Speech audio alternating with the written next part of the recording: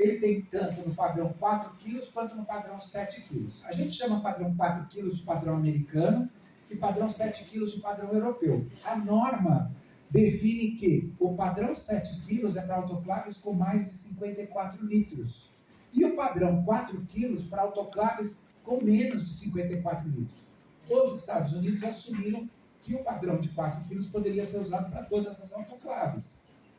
Tá? Ah, Roberto, eu não sabia dessa história dos litros. Sim, 54. Um volume de esterilização, que eles chamam, né, que é aquele 30 por 30 por 60.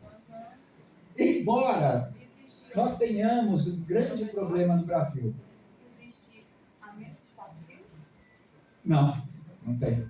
Tá? Agora, esse é o tamanho daquele pacote, que é o pacote padrão para se fazer um teste. Não existe, né?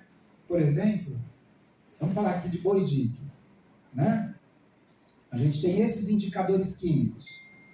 Então a gente tem tipo 2, que são os testes Boidic e os pacotes desafio ou PCDs liberadores, ambos com indicador químico tipo 2. Nós temos os indicadores 1, 3, 4, 5 ou 6. E nós temos os indicadores biológicos, que podem ser usados sozinhos, quando são usados em autoclaves pequenininhas, ou quando são colocados dentro de PCDs ou pacote desafio. Ambos com indicador biológico. Agora, eles se classificam de 1 a 6 conforme as características. Né? O que eu gostaria de ressaltar com vocês é o seguinte. Os sistemas indicadores tipo 2, que muita gente quando vê um Boidic e olha no pacote Boidic e vê tipo 2, fala assim, eu vou usar um tipo 2? Eu estou acostumado a usar um tipo 5, tipo 6, como eu vou usar um tipo 2? Se sentindo, né, insultado porque estão oferecendo. O tipo 2, inclusive eles mudaram de nome. Eles antigamente se chamavam classe 1, classe 2. O pessoal até hoje sai em edital, ainda sai a palavra classe, mas mudou para tipo, já faz alguns anos, já faz uns 6 ou 7 anos, mudou para tipo, justamente para que a gente não tenha uma ideia de classificação, e sim de tipificação. Eles são de tipos diferentes, com funções diferentes. O que é o indicador tipo 2? Nós temos a substância indicadora, a tinta que é aplicada no indicador. Nós temos o suporte, o papel, a fita, né? Quando a tinta é aplicada no suporte, ela se transforma, dependendo da característica, no indicador 1, 3, 4, 5 ou 6. Certo? Então, nós temos indicador tipo 5, que é também integrador.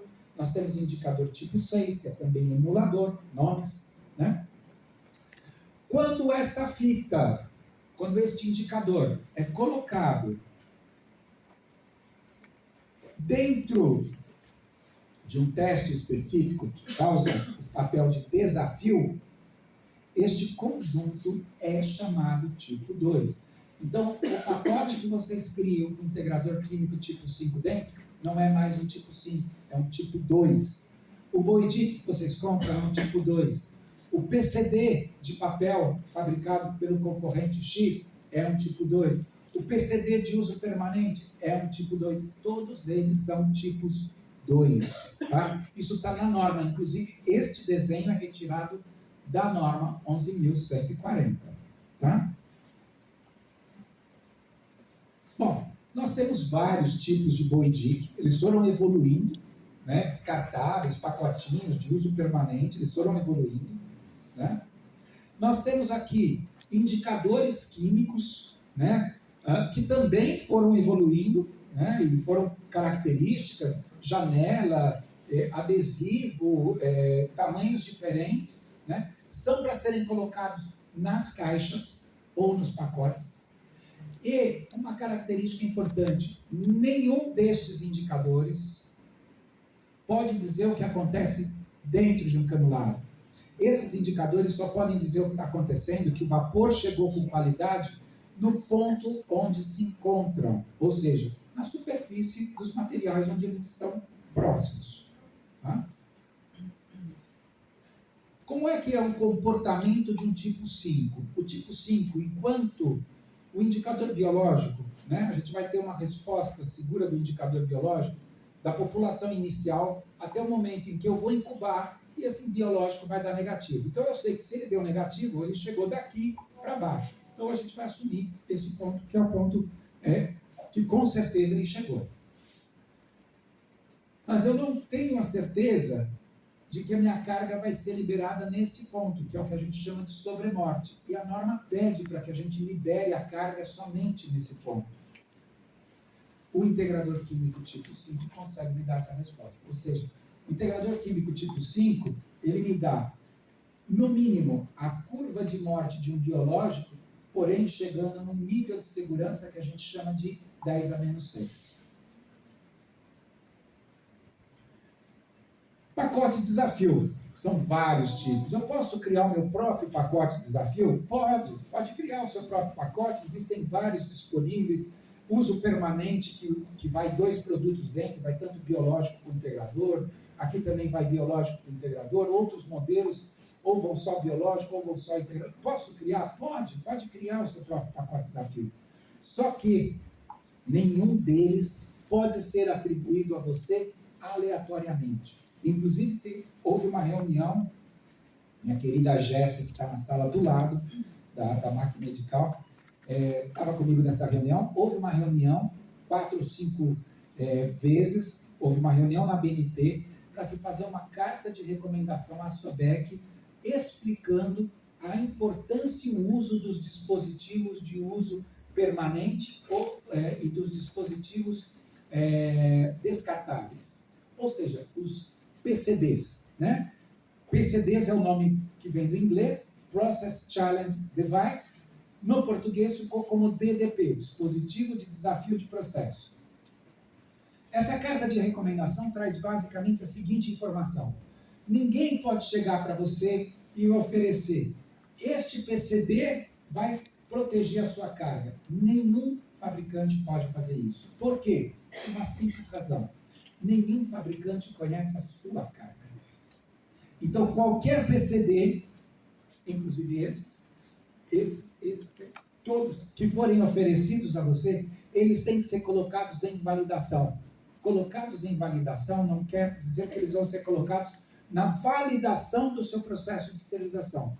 Eles têm que ser validados. Como é que eu valido um PCD desse? Eu coloco junto com a sua carga e esterilizo. Deu tudo bem? A carga está esterilizada? O PCD está esterilizado? Ok. Primeiro ponto. Segundo ponto, eu coloco ele junto com a carga e crio uma falha. E observo, ele sinalizou essa falha? Sinalizou. E a sua carga, como é que está? Está estéril. Então, mostra que ele é mais sensível do que a carga. Ou seja, quando ele apontar a falha, a sua carga está segura. Tá? Então, esse é um bem resumão, tá, gente? É como se valida um dispositivo. A gente teve uma situação em que a gente foi visitar um hospital e alguém me apresentou este pacote de desafio e só de olhar, o pacote era desse tamanhinho, devia pesar uns 2 quilos. Eu falei, sua autoclave está vazando. Aí a pessoa falou assim, não, mas eu tenho seguro porque eu uso este meu pacote de desafio. Eu falei, você esteriliza aqueles tubos de aspiração? Ela falou, esterilizo sim, tubos de silicone. Eu falei, você pode me arranjar um? Posso. Pegamos um tubo de silicone, cortamos no meio e colocamos um integrador aqui no meio. Preparamos o pacote de desafio que eles propuseram, preparamos um aleatório, completamente aleatório, né? Porque a gente não teve base nenhuma, a gente estava começando ali na hora, um nosso, preparamos o maior nosso,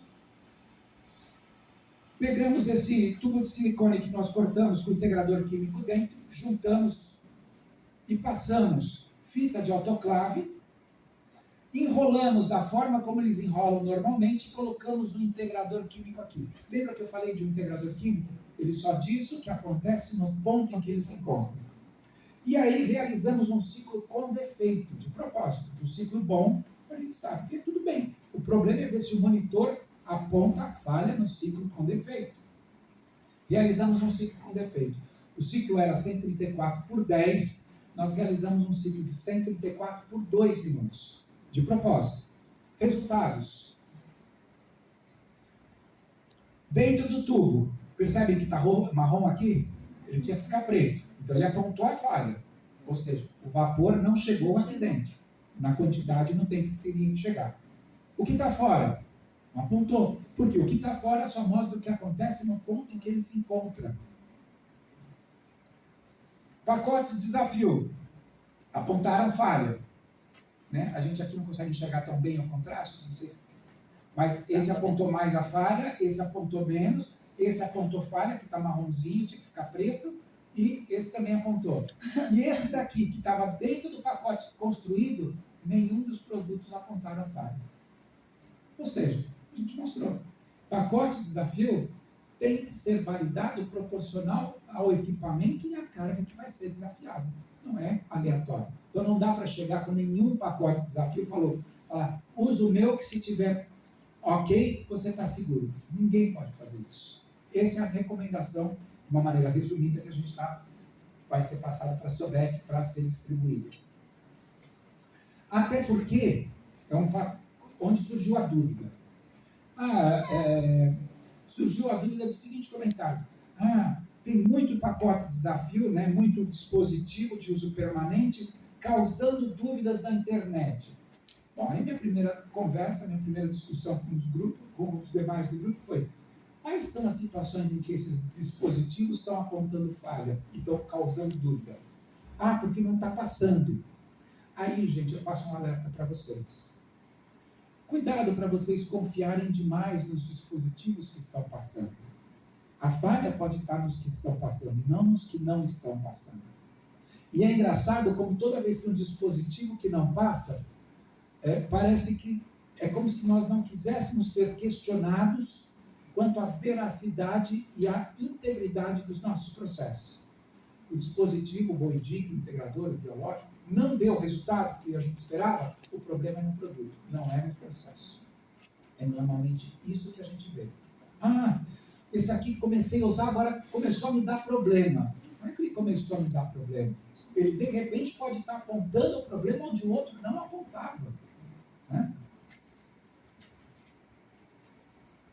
Bom, indicadores biológicos, né, são produtos, no Brasil ainda em uso, obrigatórios. Entendam que um indicador biológico, de uma maneira muito resumida, em 134 graus, qual é o tempo máximo que ele deve negativar? Vocês sabem? Por norma, ele não pode demorar mais do que isso. Vocês têm ideia? 1 minuto. Máximo. Normalmente, 20 segundos eles estão negativos. E ainda há gente que vai me dizer o seguinte: mas eu coloquei outro dia um biológico no ciclo de esterilização de 134, o ciclo nem começou, quando eu tirei ele estava negativo.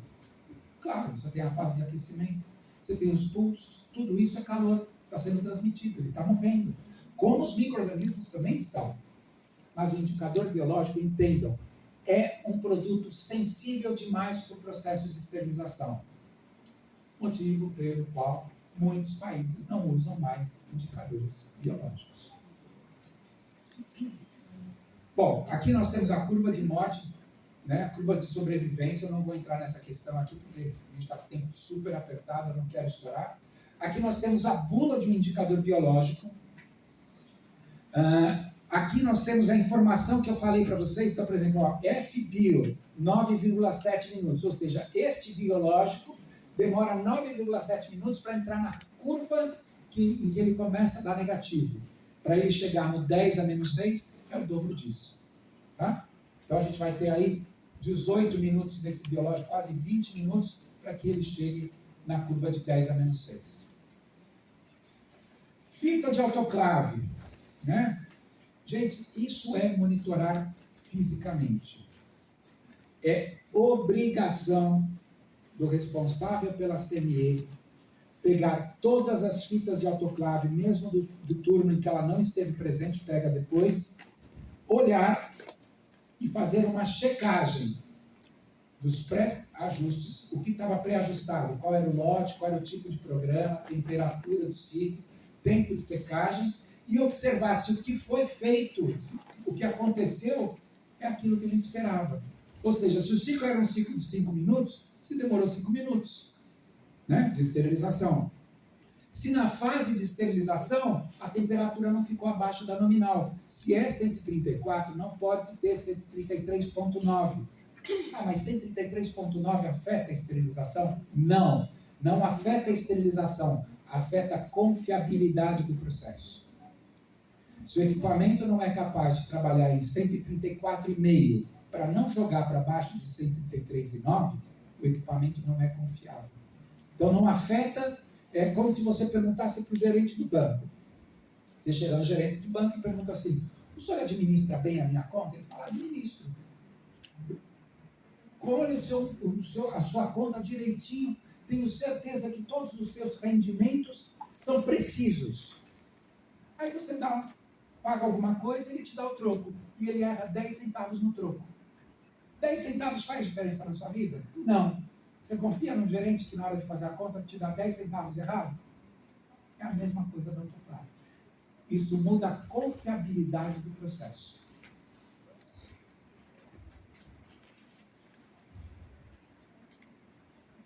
O que informar para pedir ajuda sobre uma falha acusada por um monitor? Então você vai perguntar: o que está acontecendo? Acontecia antes? É a primeira vez? Acontece só com os testes dessa marca? É um teste ou uso rotineiro? Né? Então, está acontecendo um teste, você fez um teste, está tendo esse resultado, ou é um uso rotineiro e você está tendo esse problema? Qual marca? Qual equipamento você trabalha?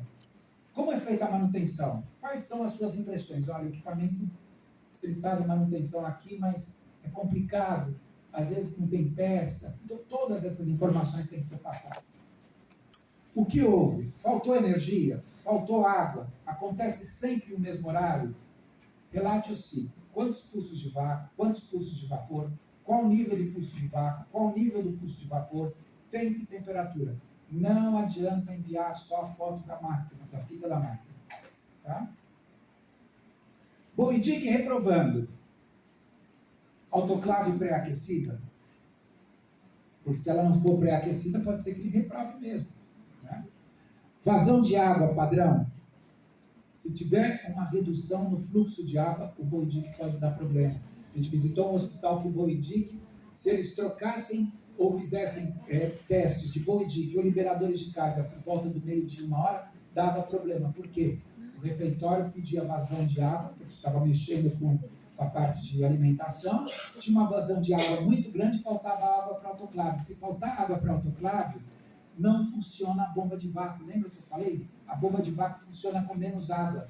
O êmbolo da seringa está furado, é isso que acontece. Não puxa com pressão. Tá? Tempo de vácuo padrão, número de pulsos está dentro do padrão? Algum vazamento? Então, o Boidic testa o sistema de vácuo. Quanto mais pulsos, melhor a purga do ar interno.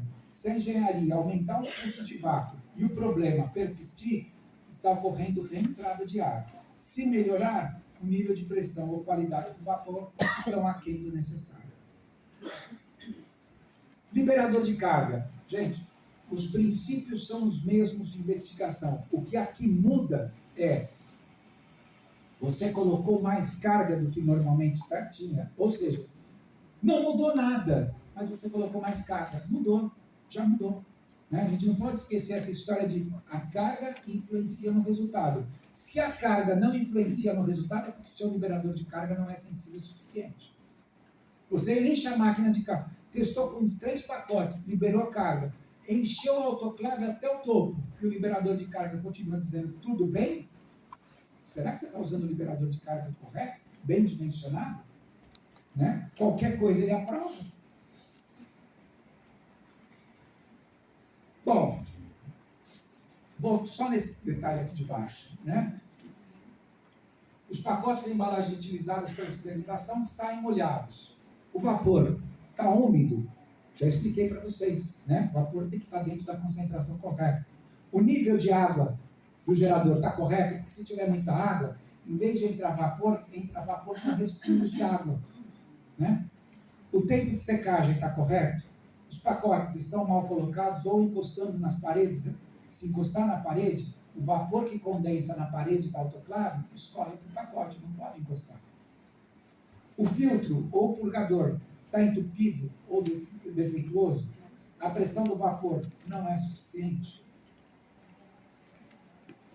Então, os 6 passos para o sucesso, a gente trabalhou aqui dentro do que foi possível, dentro das 2 horas que foi possível.